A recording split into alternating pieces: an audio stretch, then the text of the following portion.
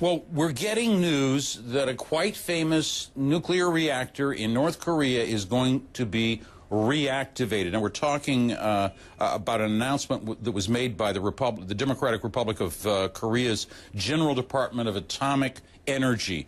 Its spokesman says that they've decided to adjust the purpose of that existing facility in accordance with a dual policy, meaning they're going to keep the nuclear but develop economic military purposes for it.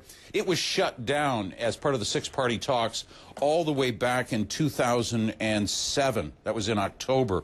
And then the next year, famously, the cooling tower was collapsed. Now, the North Koreans have said that they're going to restart this. It's not known how long it would take them in order to do that, what repairs would have to be made. Remember, this is a facility now that has been closed for almost 7 years. There's a shot of the cooling tower. That was destroyed some years ago, so that would have to be reconstructed. But more actions being taken by North Korea as we're watching here. We've noticed that the rhetoric was toned down, but the North Koreans are announcing moves that they are making. That is their way right now of, if you will, advancing this showdown with the U.S. and South Korea over its annual military maneuvers. Rosemary? But, Jim, in reality, what are we supposed to make of this? Because it was shut down back in 2007. In reality, it's going to take some time to get this up and running. What's the message that North Korea is trying to send here? They're trying to send the message of, we're going to do something about all of this. We're going to take action.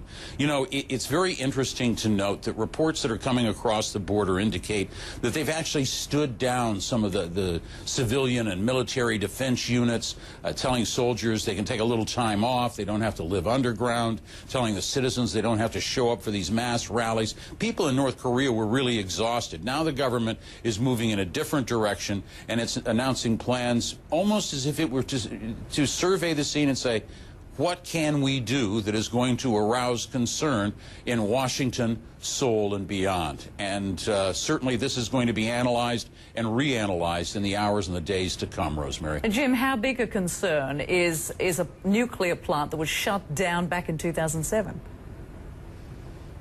I don't think it's going to be a major concern because while the U.S. wanted them to shut down their enrichment facilities and thought that by getting rid of this, it was a nuclear power plant. It was, what, 6 megawatts, not a very big one, but a nuclear power plant.